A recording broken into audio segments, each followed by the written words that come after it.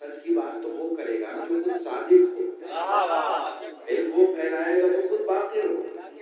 اسی لیے جب آپ کے پانچوں معصوم سے پوچھا گیا یہ بات آپ نے کہاں سے پڑھی تو کہا خبردار ہم سے سند نہ پوچھا گا، کیونکہ ہم نے اپنے باپ سے سنا، انہوں نے اپنے باپ سے سنا۔ ہمارے یہاں مجلسوں میں سنی سنائی نہیں سنائی جاتی، بتانے والے نے بتایا وہ معصوم تھا، جس کو بتایا وہ معصوم تھا، سینہ بسینہ سینہ بسینہ سینہ بسینہ جملے بدل رہا ہوں، محمد نے محمد کو دیا، محمد نے محمد کو دیا،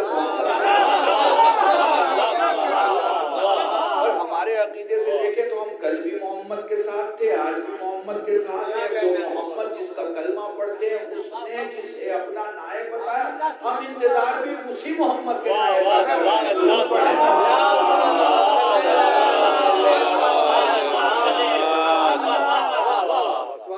تو عزیزان محترم، اب الحمدللہ مائک ٹھیک ہو گیا ہے تو بات بھی شروع کر دی جائے۔ آپ کے سامنے میں سوچ رہا تھا کہ اس موقعیت کو دیکھتے ہوئے میں رسول اور حسین پر آپ کے سامنے گفتگو کیونکہ کائنات میں نہ ایسا نانا ہے اور نہ کائنات میں ایسا نواسا ہے، تو سادی سی گفتگو ہوگی، کچھ لطیف سے اشارے ہوں گے، آپ محسوس کرتے چلے جائیے گا، اور بہرحال جو مجھے پڑھنا ہے وہ تو میں پڑھتا ہی ہوں، کیونکہ اب کلام ماما سر پہ ہے تو یہ دماغ میں اور ذہن میں رہتا ہے کہ زہرا کا جو مہینہ ہے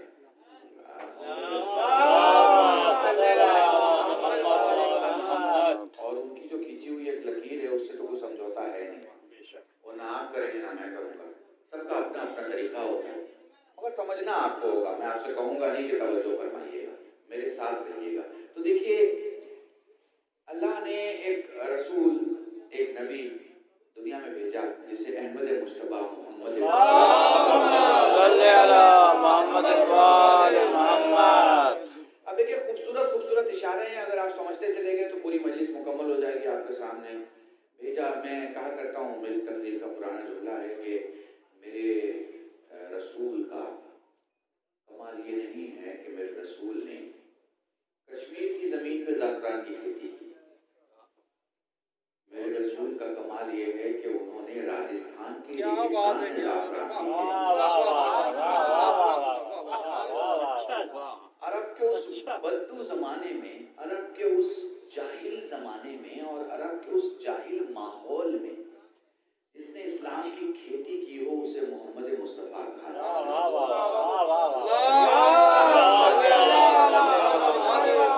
ہمارے ایک ہندوستان کے بڑے بزرگ خطیب گزرے ہیں لاہور سے، ان کا ایک جملہ ہے، انہوں نے آج سے 40 سال پہلے یہ جملہ کہا تھا، وہ کہتے ہیں کہ نوح کی 950 سال کی محنت کا نام طوفان ہوا، محمد کی 63 سال کی زندگی کا نام اسلام۔ محسوس کرتے چلے جائیں، توجہ۔ تو دیکھیے میرے رسول کا کمال یہ نہیں ہے کہ میرے رسول نے کشمیر میں زعفران کی کھیتی کی، راجستھان میں زعفران کی کھیتی کی، اس گرمی میں جس میں زعفران اگ ہی نہیں سکتا۔ نہیں، میں ایک جملہ کہوں، اب تک اللہ کی بارگاہ میں سارے نبیوں نے کہا تھا یہ ہو ہی نہیں سکتا۔ بھائی پوری توجہ، اب تک اللہ کی بارگاہ میں، جاوید، اب تک اللہ کی بارگاہ میں سارے نبیوں نے کہا تھا یہ ہو ہی نہیں سکتا، محمد نے آ کے کہا کہ میں کر کے جس نے کر کے دکھایا اسے محمد کہتے ہیں، پوری توجہ چاہ رہا، جس نے کر کے دکھایا۔ اب ذرا اس کیفیت کو سمجھیے گا کہ کیفیت کیا ہے۔ اب تک سب نے آ کے کہا کہ خدا ہے، دیکھیے گا، اب تک آدم سے لے کے عیسیٰ تک سب نے آ کے کہا خدا ہے، رسول نے آ کے کہا کوئی خدا نہیں ہے۔ پتہ نہیں آپ سمجھ پا رہے ہیں کہ نہیں سمجھ پا رہے؟ آدم سے لے کر عیسیٰ تک سب نے کہا خدا ہے، سب نے کہا خدا ہے، رسول نے آ کے انداز گفتگو ہی بدل ڈالا، کہا کوئی خدا نہیں ہے سوائے اللہ۔ اسے ہی عربی زبان میں اگر ہم لفظوں میں بانٹیں گے تو کہیں گے کہ سب نے بتایا تولا کیا ہے، محمد نے بتایا تولا کیا ہے۔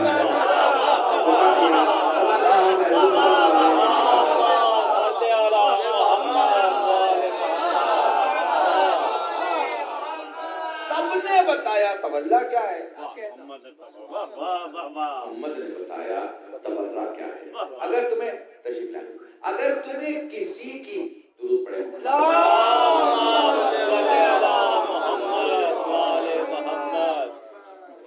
اگر تمہیں کسی کی عظمت کا اقرار کرنا ہے تو اس کے مقابلے میں جتنے ہیں پہلے ان کا انکار تو کر لو۔ ہم ان کو بھی مانیں گے، ان کو بھی مانیں گے، فلانے کو بھی مانیں گے، فلانے کو بھی مانیں گے، اور آپ والے کو بھی مان لیں گے، یہ نہیں چلتا۔ ہمارے اور آپ کے ماننے کی بات ہی نہیں ہو رہی ہے، بات ہو رہی جو سچ ہے وہ مانو، جو جھوٹ ہے اس سے انکار کر دو۔ اب اس میں ترتیب کیسی ہونی چاہیے، اسی ترتیب کو سمجھ جائیے گا۔ یہ بھی ہو سکتا تھا کہ اقرار پہلے ہوتا اور انکار بعد میں ہوتا، ہو سکتا تھا نا بھئی، اقرار پہلے ہو جاتا کہ ہم اللہ کو مانتے ہیں اور اللہ کے علاوہ کوئی نہیں ہے، اور سارے جھوٹوں سے انکار کرتے ہیں۔ اور رسول نے یہ ترتیب نہیں رکھی، رسول نے ترتیب یہ رکھی پہلے جھوٹوں سے انکار ہے پھر سچے کا اقرار ہے۔ کیوں صاحب کنفیوژن نہیں پھیلتا؟ کیونکہ اسلام کنفیوژن کو پسند نہیں کرتا۔ اب اس کو ایک تھوڑا سا شرعی نقطہ نگاہ سے دیکھ لیجیے گا، بہت سارے گناہ ہیں۔ جھوٹ سب سے بڑا گناہ کیوں ہے صاحب؟ جس کو دیکھیے، جس معصوم کو دیکھ لیجیے، جس حدیث کو اٹھا کے دیکھ لیجیے، جھوٹ کو آپ کے لیے زہر بتایا گیا ہے، بالکل ختم معاملہ ہے جھوٹ کا۔ اگر معاملہ کیوں؟ اس لیے کہ جھوٹ ضد ایمان ہے۔ کیا بات ہے، کیا بات ہے، آپ سمجھ رہے ہیں؟ اگر ایک زبان سے آپ لا الہ کہہ رہے ہیں، الا اللہ کہہ رہے ہیں، اور پھر اسی زبان سے جھوٹ بول رہے ہیں تو یہ ضد ہے۔ اس لیے اسلام بالکل ایکسیپٹ نہیں کرتا، اپنی ضد کو قبول نہیں کرتا۔ باقی گناہوں کے لیے یہ کہتا ہے کہ ٹھیک ہے، عقل آ جائے گی، سمجھ آ جائے گی، فہم آ جائے گا، ضمیر جاگ جائے گا، آنکھ کھل جائے گی، سوتے سے جاگ جائے گا، اسے سمجھاؤ، اسے مناؤ، اسے دیکھو، یہ توبہ وہ توبہ، یہ دعا وہ دعا، سب گائیڈنس ہیں آپ کے لیے۔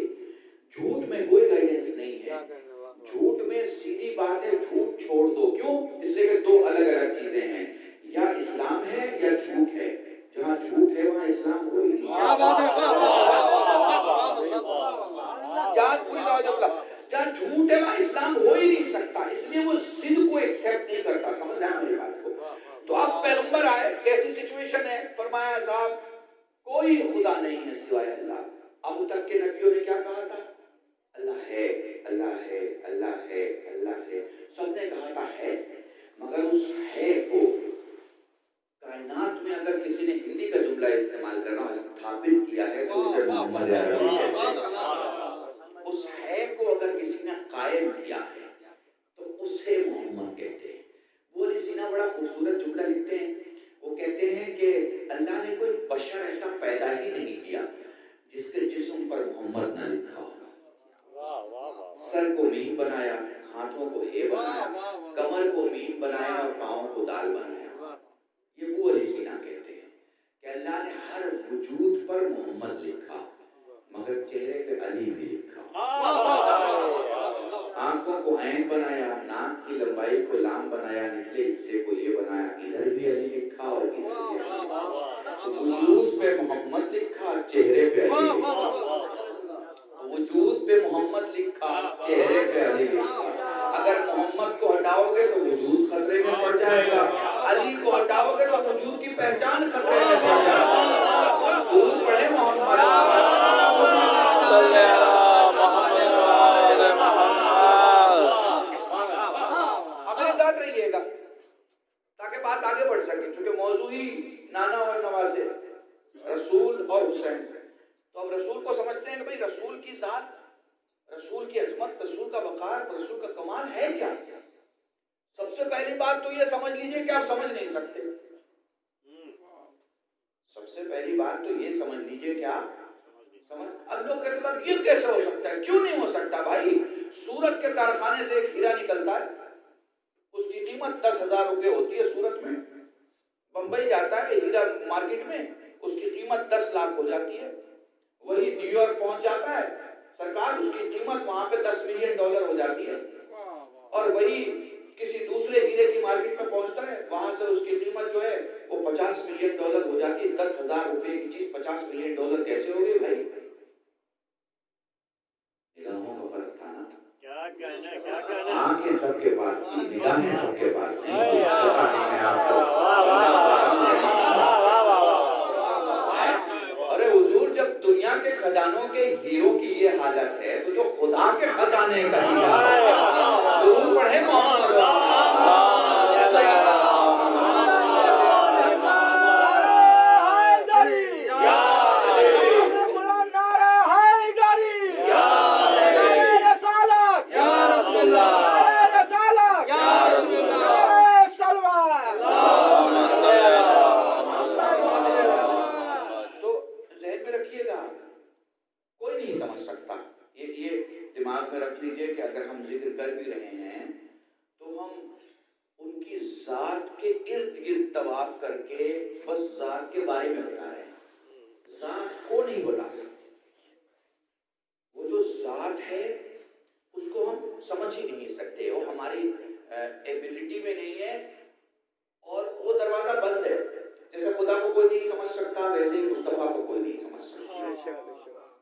نہیں سمجھ سکتا مطلب نہیں سمجھ سکتا، اس کی ہے ہی نہیں کہ آپ یہ کر لیں گے، پی ایچ ڈی کر کے آ جائیں گے تو سمجھ لیں گے، آپ لندن امریکہ رہ کے آ جائیں گے تو آپ سمجھ لیں گے.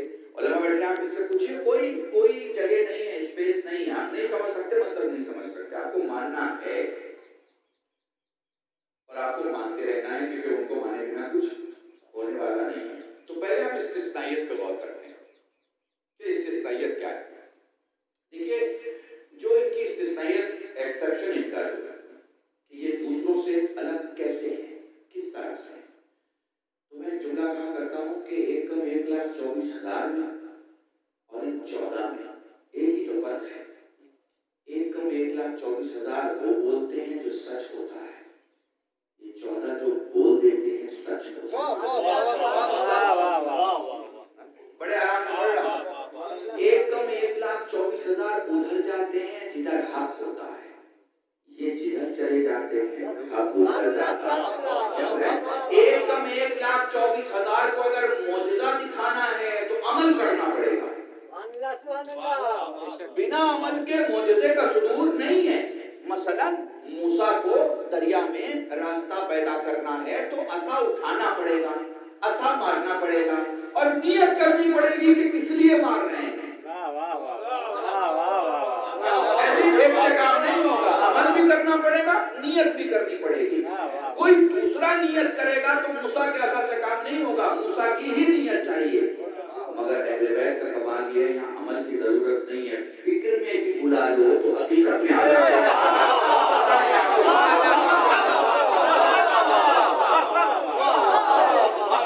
فکر میں بلا لو تو حقیقت میں آ جاتا ہے.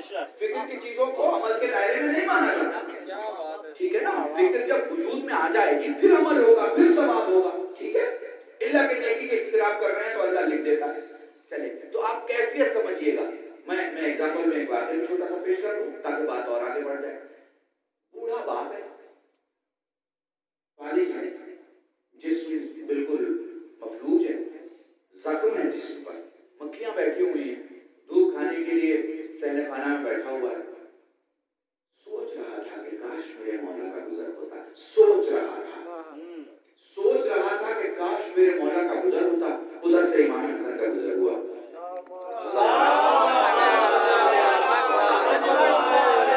ابھی سوچا تھا کاش میرے مولا کا گزر ہوتا، ادھر سے امام حسن کا گزر ہوا. چابک بیگا فرمایا اٹھتا کیوں نہیں ہے، اٹھا کے دیتا کیوں نہیں ہے.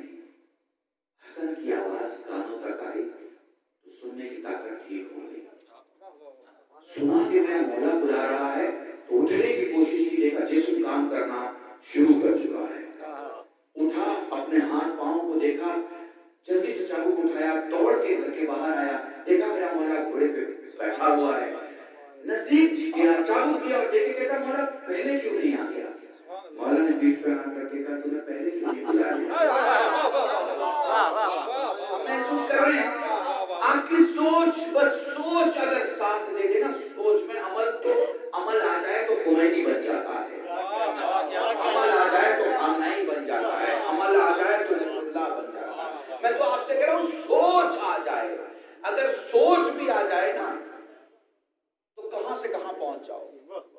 तो एक खुसूसियत क्या है, सोच काफी है इनके लिए। आप सोचेंगे, सोच में मदद मांगेंगे, हकीकत में मदद मिलेगी। ये कमाल है, ये इनकी एक्सेप्शनलिटी है। तो अब आप गुफ्तगू कीजिए इनकी जात पर, इन्हें समझिए। तो किसी जात पर भी जब हम गुफ्तगू करते हैं, किसी पर भी, तो सबसे पहले हम ये देखते हैं कि उस जात का ओरिजिन कहाँ है। अब एक दुनियावी मिसाल दे दो, छोटी सी मिसाल। मसलन एक मोबाइल है चाइना का। मैंने आपसे कहा किबला चाइना का मोबाइल, आपने कहा कि कितने का? मैंने कहा 50,000 रुपए का। आपने कहा गलत फहमी हुई है, चाइना का मोबाइल 50,000 कैसे होगा? 10, 12, 15 एवरेज में होगा। आपको ये भी पता है कि अगर चाइना मेड इन लग गया, मेड इन चाइना, तो फिर कीमत कम होगी, चलेगा नहीं ज्यादा दिन तक। ठीक है ना? यही तो सोच है आपकी और हमारी, हम सबकी। और मैंने कहा मेड इन जापान, तो आपने उसी 50,000 का इतना सस्ता कैसे? वही 50 जो चाइना के नाम पे महंगा था, वही 50,000 जापान के नाम पे सस्ता हो गया। आपने फरमाया कि मौलाना असल में बात मोबाइल का नहीं, मसला यहाँ मोबाइल में लगे हुए स्पेयर पार्ट्स का है, कि वो जो स्पेयर पार्ट्स लगे हुए हैं वो चाइना के चलेंगे ही नहीं ज्यादा, खत्म हो जाएंगे। यही होता है ना, यही आपने देखा है ना। तो जब किसी शख्सियत और किसी जात पे बहस करते तो उसका ओरिजिन क्या है, वो काहे से बना? हम और आप मिट्टी से बने, हम और आप मिट्टी से बने। तो मिट्टी का कमाल क्या है? मिट्टी का कमाल ये है कि मिट्टी को जितना आप ऊपर फेंकिए वो नीचे ही आएगा, वो ऊपर जाएगा ही। मिट्टी ऊपर जाने के लिए बना ही नहीं। मिट्टी की कोई नहीं, मैं शौरा भी बैठे, ये मिट्टी का लफ्ज जो है ये फख्र के लिए इस्तेमाल ही नहीं होता। मिट्टी आ रही है, मिट्टी में मिल गए, इज्जत को मिट्टी में मिला दिए, मिट्टी का लफ्ज जो है वो आपको बुलंदी के लिए मिलेगा ही नहीं। ये तो कमाल मोहम्मद की जात का है कि मिट्टी को मेराज तक पहुंचा। ये कमाल मोहम्मद की जात का है कि मिट्टी को मेराज तक पहुंचा देता है। अल्लाह की कसम, वरना हमारे अदब में भी मिट्टी लफ्ज, या फिर ये कमाल हुसैन का है कि मिट्टी को शिफा बना देता है। ये मिट्टी लफ्ज को नाना मेराज तक पहुंचाता है और नवासा शिफा बना देता है। दुरूद पढ़े मोहम्मद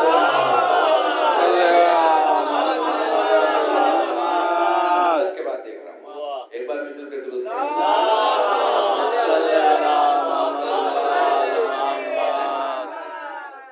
महसूस कर रहे हैं आप?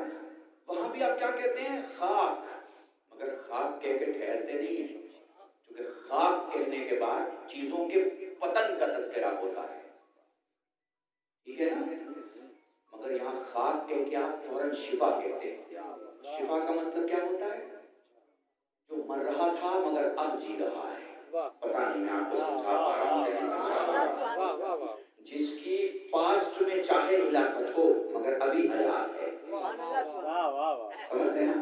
यानी जब आपने खाक शिफा कहा तो किसी को कहने की जरूरत ही नहीं है, बताने की जरूरत ही नहीं कि किस मिट्टी की का जिक्र हो रहा है। सबको पता चल जाता है कि आप हुसैन की खाक का तज़किरा कर रहे हैं। तो नाना की जात के साथ मिट्टी हो तो मेराज तक पहुंचती है, नवासे की जात के साथ मिट्टी हो तो शिफा। आगे चलते हैं, जरा आप देखिएगा और महसूस कीजिएगा। मैं आपको एक बहुत ही प्रैक्टिकल गोशे की तरफ लेके चलता हूँ। मखलूकात इंसान है और फरिश्ता सेकेंड ग्रेड है, फर्स्ट ग्रेड नहीं है, फर्स्ट ग्रेड इंसान है।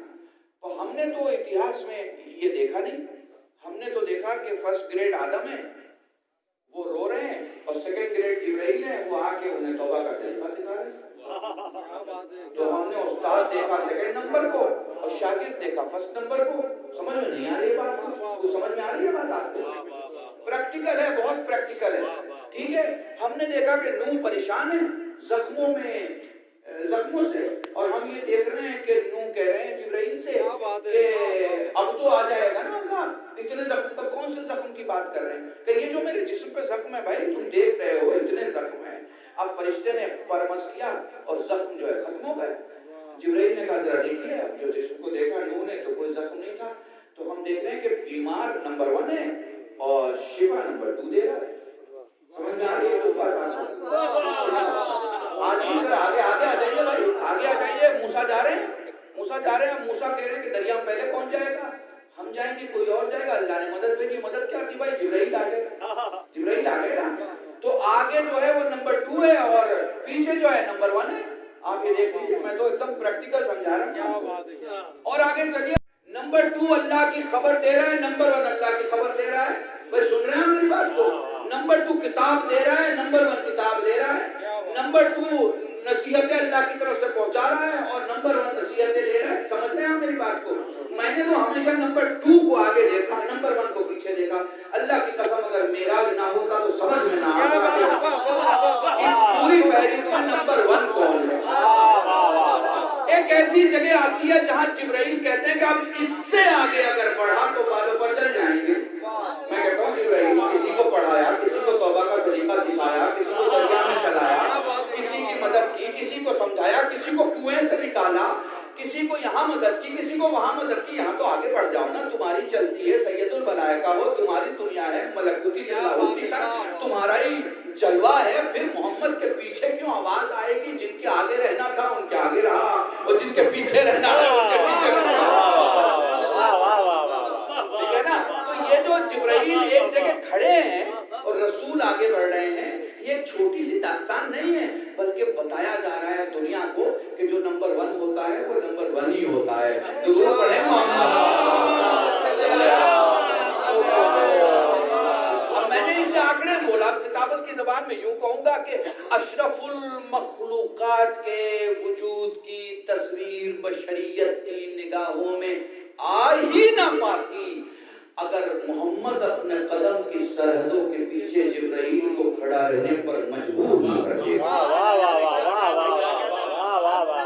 سنیں، جبرائیل آسمانی منزل پر نہیں رکے کہ اس سے آگے نہیں بڑھ پاؤں گا، جبرائیل محمد کے قدم کے سامنے رکے، اس سے آگے نہیں بڑھ پاؤں گا۔ پتہ نہیں میں آپ کو سمجھا پایا کہ نہیں سمجھا پایا؟ میں آسمانی منزل کی بات نہیں کر رہا، میں کہہ رہا ہوں جبرائیل محمد کے قدم کے پیچھے رک گئے کہ اس قدم سے آگے نہیں بڑھ سکتا۔ آپ سوچتے ہوں گے کسی منزل سے آگے نہیں بڑھ سکتے، محمد کے قدم سے آگے نہیں بڑھ سکتے۔ جن وجودوں کے آگے بڑھے وہ انبیاء تھے، مگر جس کے قدم کے پیچھے ٹھہر گئے وہ محمد عربی ہے۔ میں ایک جملہ کہوں، جب میراج کی گفتگو ہوتی ہے، اب چونکہ یہاں کے حالات ایسے، ہمارے برادران اہل سنت بھی سن رہے ہیں، تو میں ایک دلیل چھوٹی سی دے کے اور آگے بڑھ جاتا ہوں کہ آپ دیکھیے جب کسی مسلمان سے کہیں کہ صاحب یہ معراج، تو کہتے صاحب روحانی جسمانی، یہ میں کہتا ہوں بھائی تہجد کی کیا بات ہے؟ ہاتھ اٹھاؤ، میرے تقریر کا 20 سال پرانا جملہ، ہاتھ اٹھاؤ۔ ہاتھ کہاں تک اٹھے گا؟ جہاں تک ہاتھ ہے۔ میں کہوں گا آنکھیں اٹھاؤ، نگاہیں آسمان کی طرف لے جاؤ۔ اب آپ نے آنکھیں کھولی، نگاہیں آسمان کی طرف لے گئے، کہاں تک نگاہیں جائیں گی بھائی؟ جہاں تک نظارہ ہے وہاں تک آنکھیں دیکھیں گی۔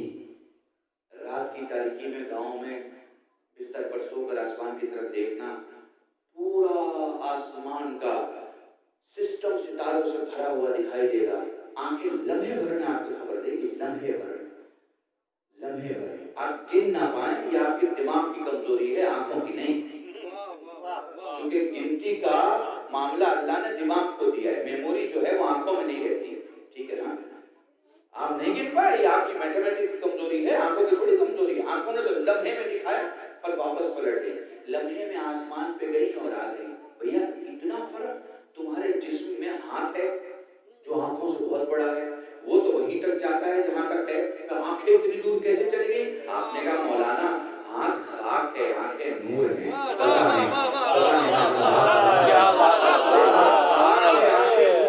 خاک کی ایک حد ہوتی ہے، نور کی کوئی حد نہیں ہوتی۔ تو بھائی سوچ تو صحیح، جب تیری آنکھوں کا نور لمحے بھر میں جا کے آ سکتا ہے، سبحان اللہ، سبحان اللہ، سبحان اللہ،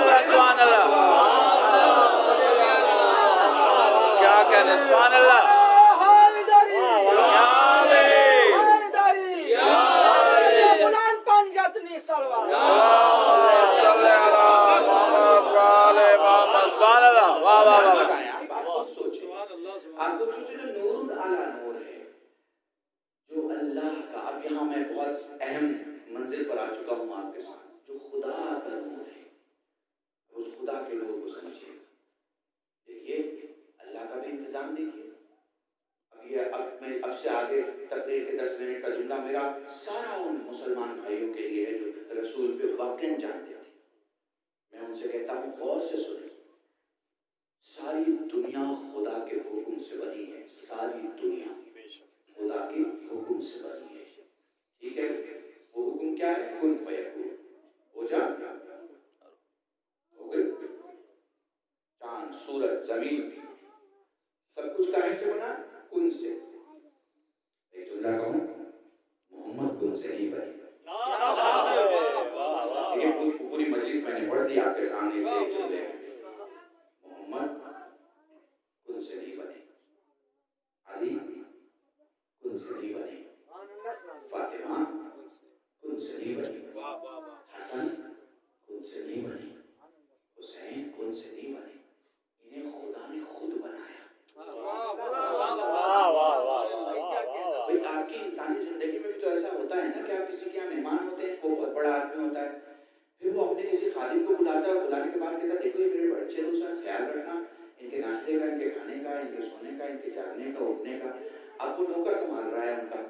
سیٹ صاحب جا چکے ہیں. کبھی کبھی کوئی ایسا بھی مہمان آتا ہے کہ سیٹ صاحب نے نوکر کو کہا کہ تم کو میں خود ان کا استقبال کروں گا، میں خود انہیں لے کے آؤں گا، میں خود ان کا ناشتہ لگاؤں گا، میں خود انہیں کھانا کھلاؤں گا. ٹھیک ہے نا؟ تو جاتے ہوئے نوکر کہتا ہے کہ صاحب آپ بڑے خاص ہیں، سارے مہمانوں کو ہم دیکھتے ہیں لیکن آپ کو تو انہوں نے خود دیکھا ہے. سمجھ رہے ہیں میری بات؟ یہ تو انسانی زندگی میں ہے. تو ساری کائنات حکم سے بنی ہے، کہہ دیا ہو گیا. یہ کہیں آپ کو نہیں ملے گا کہ میں چاہتا ہوں کہ وجود بن جائے جس کا نام میں محمد رکھوں، محمد ہو جاؤ. کہیں نہیں ملے گا آپ کو. شیعہ سنی کسی بھی کتاب میں پڑھ لیں. نہیں، وہ کہتا ہے کہ میں نے خود بنایا. اور پھر وہ کہتا ہے کہ اس نے اپنے نور سے بنایا. ابھی اپنے نور کو ذرا شدت سے پڑھیں. اپنے نور سے بنایا. جب آپ اپنا کہیں گے نا تو ہاتھ بھی آپ کا اپنے سینے کی طرف ہے، دوسرے کی طرف نہیں جائے. اپنے نور سے بنایا. وہ ذات جو سمٹ نہیں سکتی، وہ اگر کہے کہ اپنے نور سے بنایا، پتہ نہیں میں آپ کو میں سمجھا پا رہا ہوں، جو ہر جگہ موجود ہے. کوئی ایک پن پوائنٹ نہیں کہہ سکتے آپ کہ وہ سمٹ کے فلانی جگہ پر ہے اور دوسری جگہ معذرت وہاں سے سمٹ چکی ہے. نہیں کہہ سکتے آپ. ٹھیک ہے نا؟ کیونکہ اپنے نور سے بنایا. تو پھر اس وجود کی وسعت کتنی آپ سوچ ہی نہیں سکتے. آپ سوچ نہیں سکتے بھائی صاحب اس وجود کی وسعت جسے خدا نے اپنے نور سے بنایا. اچھا چاہتا تو اور بھی طریقہ تھا بنانے کا، جیسے اس نے پہلے بنایا. بھائی اس نے ایک جوہر کو دیکھا اور اس جوہر سے پانی بنا دیا. اس نے ایک شے کو دیکھا، اس کے دیکھنے کی وجہ سے وہ شے کسی دوسری شے میں تبدیل ہوئی، پھر سے تیسری چیز بنا دی. ایسی بہت ساری چیزیں اس نے بنائی ہیں، بہت ساری. ویسے بنا دیتا اور اس نے اپنے نور سے بنایا، خود کے نور سے. اچھا ایک گاؤں کی مثال آپ کو دوں. اس گاؤں کے کچھ لوگ دبئی میں کام کرتے ہوں گے، نہیں تو ڈسٹرکٹ سیوان کے اور چھپرا کے تو کام کرتے ہی ہوں. اب وہاں سے کوئی سونے کا بسکٹ لائے اور ماں باپ نے کسی سنار کو سونے کا بسکٹ دے کے زیور بنوایا. مجھے بتائیے کہ وہ زیور کا رنگ سونے کے بسکٹ جیسا ہوگا کہ نہیں ہوگا؟ اگر آپ گولڈ کسی دکان کو دیتے ہیں اور زیور بنواتے ہیں تو جو زیور بنا ہے اس کا رنگ اس گولڈ جیسا ہوگا کہ نہیں ہوگا؟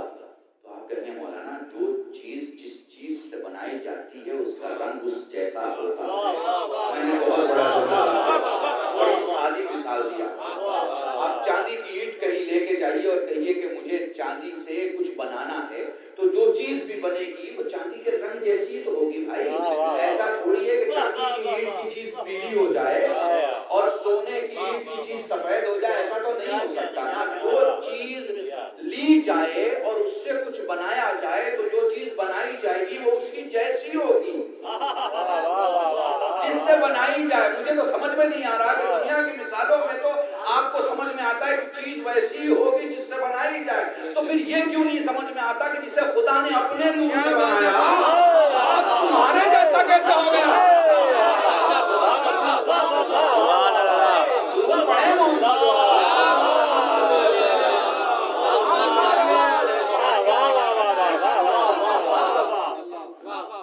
جیسا کیسے ہو گیا بھائی؟ خدا نے جسے، اللہ نے جسے اپنے نور سے بنایا، اپنے نور سے، اب اس کے آگے تو میں جملہ ہی نہیں کہہ سکتا، مگر یہاں ایک چھوٹی سی خوبصورت سی بات ہے جسے میں نے بامبے میں پیش کیا ہے، میں آپ کی خدمت میں پیش کرتا ہوں. دیکھیں کہ اللہ کہتا ہے کہ اس نے سب سے پہلے عقل کو خلق کیا، اور رسول کہتے ہیں کہ اس نے سب سے پہلے ہمیں بنایا.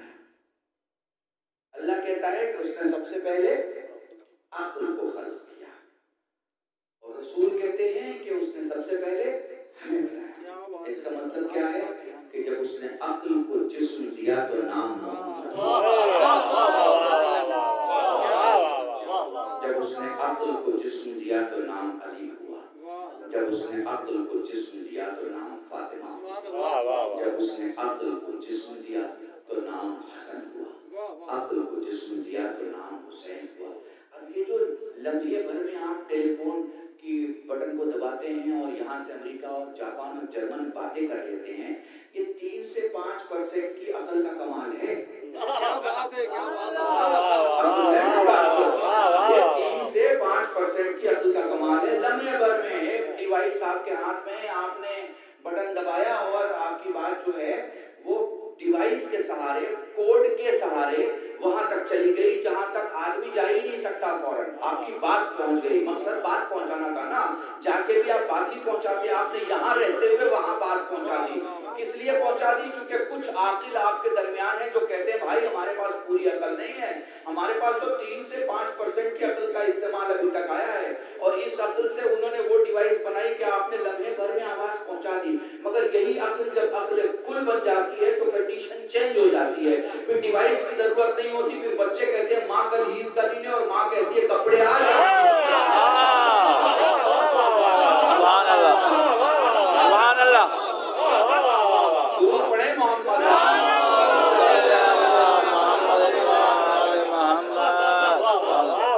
چینج ہو جاتی ہے کنڈیشن. سمجھ میں آ رہی ہے آپ کے بات؟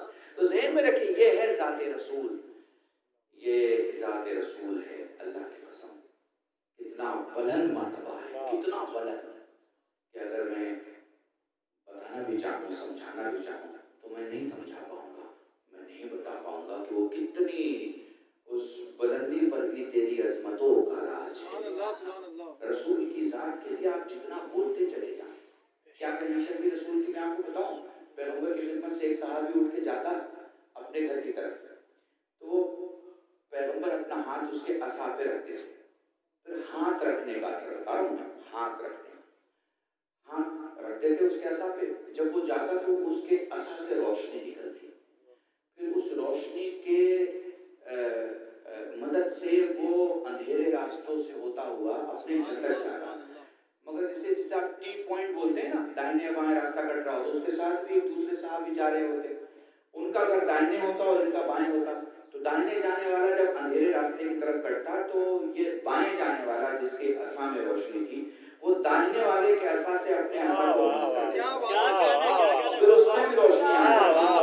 آپ سمجھ رہے ہیں اس کی وجود کی طاقت؟ یہ ہو لکڑی میں روشنی. دنیا جتنی ترقی کر جائے، وائر میں جو الیکٹریسٹی پہنچانے کی ٹیکنالوجی آ گئی ہے، لکڑی میں نہیں آئی ہے. درود پڑھے محمد. لکڑی میں ابھی وہ ٹیکنالوجی نہیں ہے دنیا میں، وائر تو آ گیا ہے. آپ دیکھ لیجیے کنڈیشن دیکھیے کیا ہے. اور میں تو آپ کو پورا واقعہ بتاتا ہوں. حبیب نام ہے، ہمارے مسلمان بھائیوں بڑے آرام سے کہتے ہیں بھائی چاند کے 2 ٹکڑے کر دیے. ارے بھائی کیسے کر دیے؟ ذرا ہم پہ یہ بھی اعتراض ہوتا ہے کہ ہم تذکرہ ہی نہیں کرتے رسول کا. تو بھیا دیکھ لو رسول کا تذکرہ کیسے کرتے ہو، کس طرح کرتے ہیں. یہ بھی واضح ہو جائے کہ 2 جملوں میں ختم کرتے ہیں یا گھنٹوں میں. چاند کے 2 ٹکڑے کر دیے. کیسے کیے چاند؟ حبیب نام کا ایک آدمی ہے، حبیب نے مالک، وہ کہتا ہے مجھے معجزہ دیکھنا ہے. 500 لوگ میرے ساتھ ہیں، سبھی مان جائیں گے. کیا دیکھنا ہے؟ کہ چاند کے 2 ٹکڑے کر دیں. اب جس عرب کو شاعری اور کھانے سے فرصت نہ ہو، اسے چاند کیسے سمجھ میں آ گیا بھائی؟ اسے چاند کیسے سمجھ میں آ گیا؟ جسے عرب کے بار نہ دکھائی دے اسے چاند دکھائی دے. کیونکہ حبیب جانتا تھا کہ اگر مجھ جیسا ہوا تو کر نہیں پائے گا. دیا تو محمد جیسا نہیں. اس زمانے کے جاہلوں کو بھی پتا تھا کہ محمد ہم جیسا نہیں. اس زمانے کے پڑھے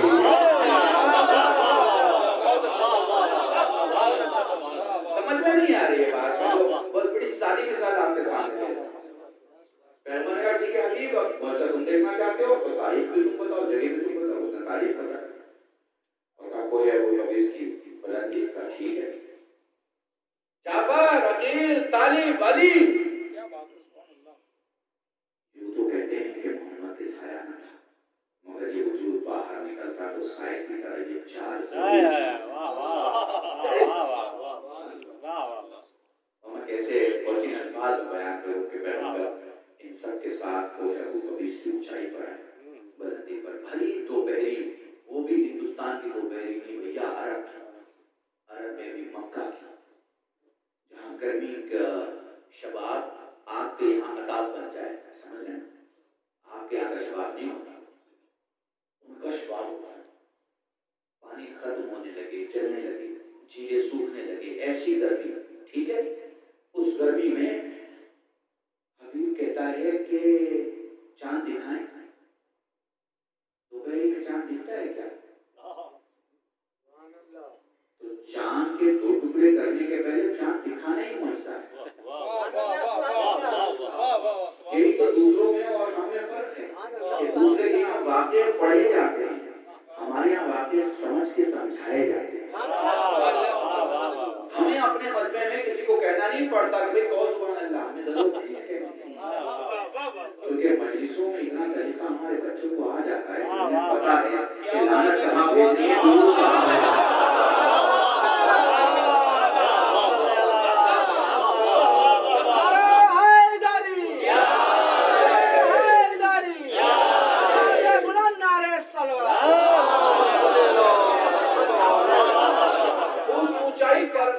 اتنی بھری دوپہری میں چاند کون دکھائے؟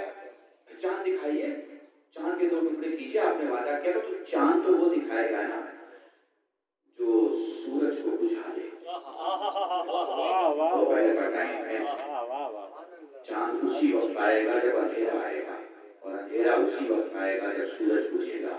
اور جو سورج کو بجھا دے اس سے کون بیوقوف کہے گا کہ اب چاند کے دو ٹکڑے کر کے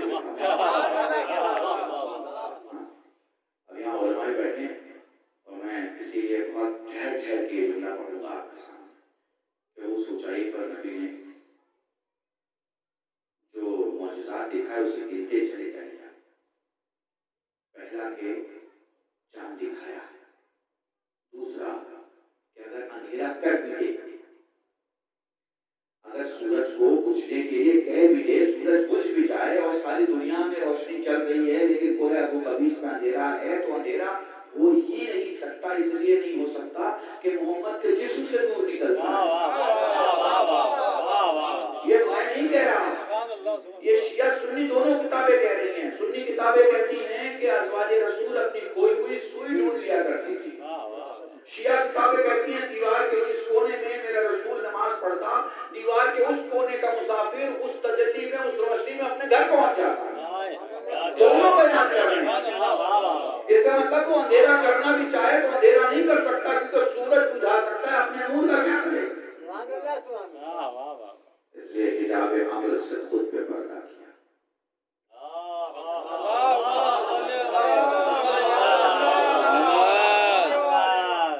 ہم مولویوں کی ٹیکنیکل لینگویج استعمال کر رہے ہیں. حجاب عمل سے خود پہ پردہ کیا.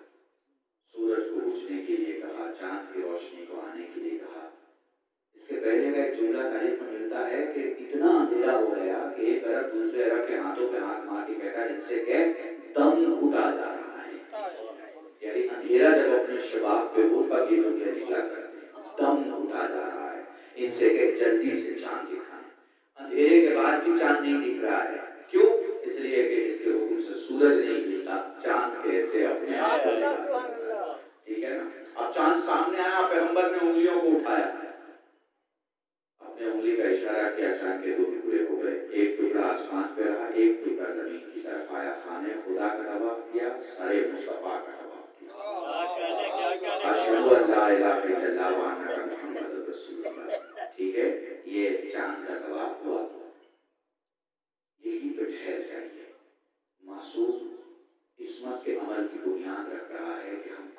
زمین پہ کرتے ہیں مگر اثر آسمان پہ ہوتا ہے۔ اشارہ تو زمین پہ کر رہے تھے نا، اشارہ تو زمین پہ کر رہے تھے، ہاتھ تھوڑی چاند تک چلا گیا تھا، تلوار تھوڑی نکالی تھی جس سے چاند کے 2 ٹکڑے کر دیے اجازت معجزے کے طور پر، نہیں، اشارہ زمین پہ کر رہے تھے، اثر آسمان پہ ہو رہا۔ اگر اس اشارے کو نہیں سمجھ پا رہے ہو تو ایک جملہ جو پہلے پھر کہہ چکا ہوں، بچے کہتے ہیں ماں کل عید کا دن ہے، اور ماں کہتی ہے کل کپڑے آ جائیں گے۔ شہر کے کسی درزی کو تو کپڑے گئے نہیں ہیں، پھر زہرا نے کہا کیسے کہ کل آ جائیں گے۔ اس کا مطلب یہ ہے کہ یہ حکم زمین پہ دیتے ہیں، اطاعت آسمان پہ دیتے ہیں۔ ایک بار درود پڑھے محمد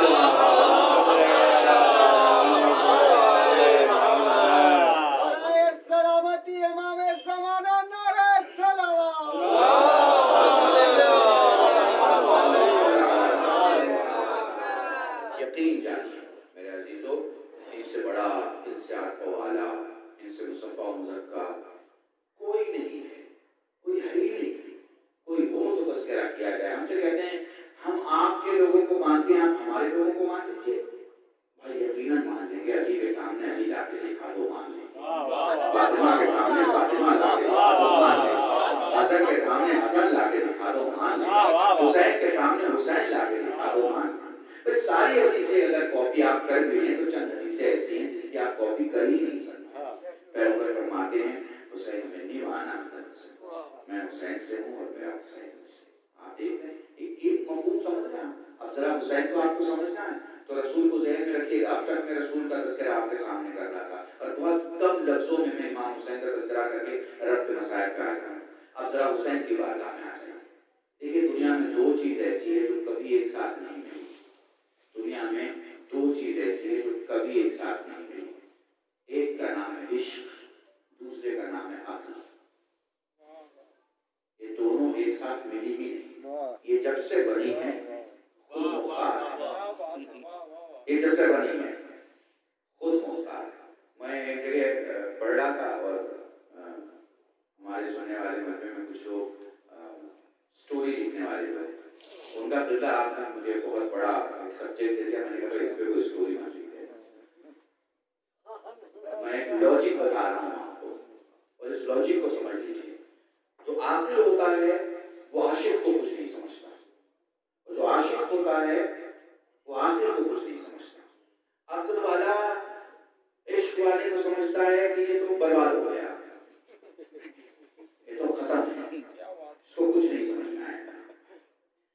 اور عشق والا سمجھتا ہے عاقل کو کہ یہ تو اپنی گنتی میں ہمیشہ رہتے ہیں، یہ پتہ نہیں کہاں پہنچیں گے۔ سمجھ رہے ہیں؟ جب سے یہ خلق ہوئے، اب بہت زندگی کا، اپنی زندگی کا سب سے بڑا تحفہ آپ کو دے کے جا رہا ہوں، یہ جب سے خلق ہوئے آپس میں کبھی نہیں ملے۔ عقل عشق کو جگہ نہیں دیتا، عشق عقل کو جگہ نہیں دیتا۔ عشق عقل کو قبول کرتا ہے نفس کے ساتھ کہ محبت تم کیا جانتا ہے۔ عقل عشق کو قبول کرتی ہے نفس کے ساتھ تجربہ تم کیا جانتا ہے۔ عقل تجربے کے بنا کام نہیں کرتی۔ عشق کو تجربہ چاہیے ہی نہیں، وہ تجربے میں بلیو ہی نہیں کرتا۔ آپ بات سمجھ رہے ہیں؟ بہت کم الفاظ میں، مگر بشریت کے وجود میں یہ دونوں اپنے عروج پر اگر کسی ایک جسم میں جمع ہوئے تو وہ حسین ہے۔ یہ 1 گھنٹے کا موضوع میں چند دنوں میں تمہارے سامنے پڑھ رہا ہوں۔ یہ دونوں اپنے عروج پر کسی ایک جسم میں اگر جمع ہوئے تو وہ حسین ہے۔ سجدہ حسین کا ہو رہا ہے، یہ عقل ہی عقل ہے۔ نیزے پہ قرآن پڑھ رہا ہے، یہ عشق ہے۔ کیا کہتے ہیں؟ سبحان اللہ، سبحان اللہ، سبحان اللہ۔ حسینیت زندہ باد، حسینیت زندہ باد، نعرہ حیدری۔ درود پڑھیں محمد۔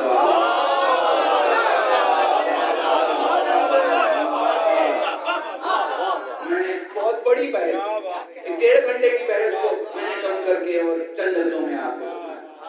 یاد رکھیے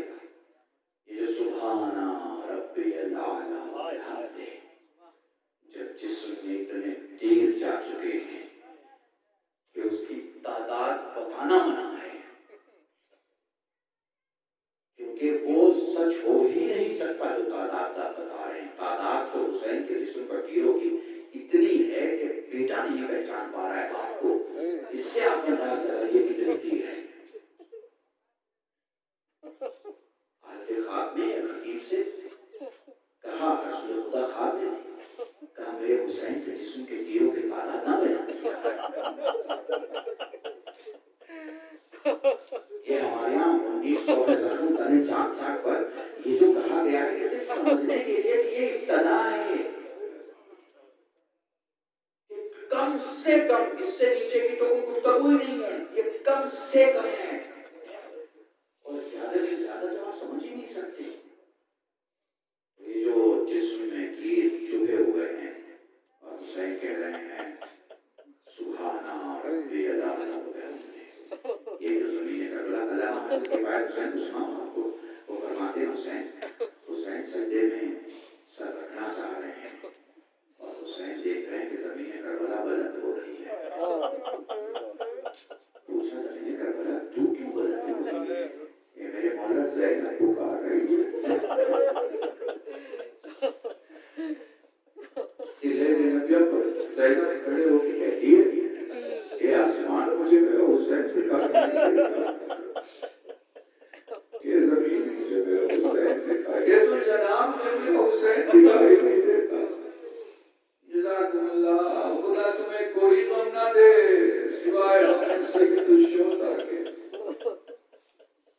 کسی مومن کی مجلس ہے، چند جملے مسائل کے سنو مجھ سے، زیادہ زحمت نہیں دوں گا، بس میرے ساتھ رہنا۔ کربلا روایتوں سے سمجھ میں نہیں آتی، پچھلے 30 برس سے میں جملہ پڑھ رہا ہوں، کربلا روایتوں سے سمجھ میں نہیں آتی، کربلا روایتوں سے سمجھ میں نہیں آتی، کربلا خون کی طہارت سے سمجھ میں آتی ہے۔ روایتیں یہ بتاتی ہیں سکینہ پیاسی تھی، یہ نہیں بتا پاتی کتنی پیاسی تھی۔ روایتیں یہ بتاتی ہیں زینب کو تازے آنے لگے، یہ نہیں بتا پاتی کتنے تازے آنے لگے۔ جزاکم اللہ، روایتیں یہ بتاتی ہیں سید سجاد کی پیٹھ زخمی تھی، یہ نہیں بتا پاتی کتنی زخمی تھی۔